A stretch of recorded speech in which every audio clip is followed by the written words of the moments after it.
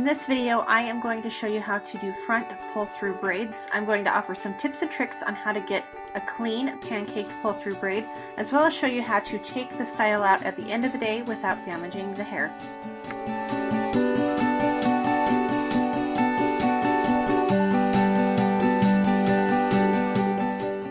I'm starting by parting the hair down the middle from the forehead to the crown.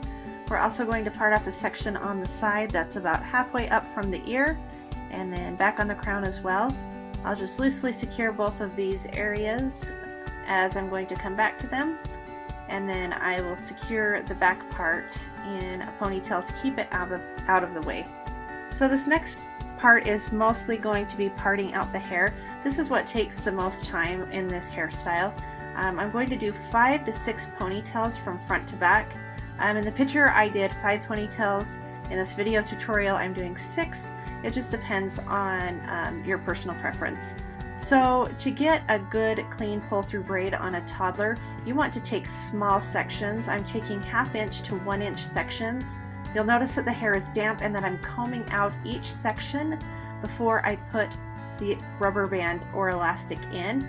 This is just making each ponytail nice and clean, and it's setting up a good canvas, you could say, for the pull-through braid. So I've got 4, 5, here's ponytail number 5, and then I will do number 6. Now if your toddler has a smaller head or a larger head, you can adjust accordingly. You just want to go back to about the crown. So you may have just 4 ponytails, you may have 5, 6, 7. It's really just personal preference. I will say that a lot of people get frustrated when their pull-through braids don't turn out, and a lot of times it's because their sections are so far apart, and if your little girl doesn't have really thick hair, then it's hard to pancake and get them looking how you want. So I have 6 ponytails on the right and 6 ponytails on the left.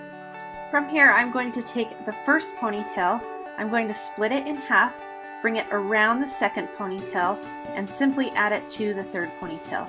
Now her hair is damp, it helps with the flyaways. I've sprayed a little bit of spray gel in it.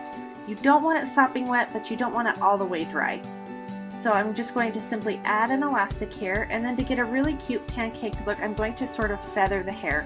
So I will start in towards the middle and kind of pull it out, kind of feathering it as I come out, and that gives you that really nice full look. So we're going to simply repeat. I'm spraying a little bit of spray gel and water, and actually in that bottle that you just saw is water right now, even though it looks like spray gel. So second to fourth ponytail, attach with an elastic, and then we're just going to kind of feather it out. So I'm going to start kind of towards the center and just pull it out as I go. So I'm not going to grab the whole side and just pull it. I'm going to kind of feather the hair out as I pancake it. You want to pancake each section as you go. It's not going to work if you wait to the very end and then go back and try to pancake it at the very end. So kind of feather it out, and then as you'll see, I'm spraying a little bit of water again, splitting it in half, and then adding it to my last ponytail. Now to finish off this style, on this right side after I've pancaked it, I'm all out of ponytails to add to, so I'm going to take this top ponytail, split it in half, I'm going to bring it around the bottom ponytail and simply attach it to itself once it's around that bottom ponytail. That gives me one last area that I can pancake out. So you'll see it's nice and full because I kind of feather it as I'm pancaking it. I'm going to kind of go fast on this other side. It's exactly what you did on the left side, and it just gets really repetitious. It's easy once you get the hang of it. So we're just pancaking it out, kind of feathering and spreading the hair as you go, and then we are to the end of the style here. I'm just repeating what I did. So I get so many questions on how I take out her hair, so I'm actually going to show you today. I take a small pair of scissors, and then what I'm going to do is just pull up on one portion of the elastic. I'm going to put it in between 2 of my fingers and just clip with a pair of scissors. And as you can see, there's no breakage and it comes out of her hair really easily. So when you're putting your rubber bands in, you don't want to put them in too tight. Have a little bit of slack so that when you take them out at the end of the night, they are going to come out easy.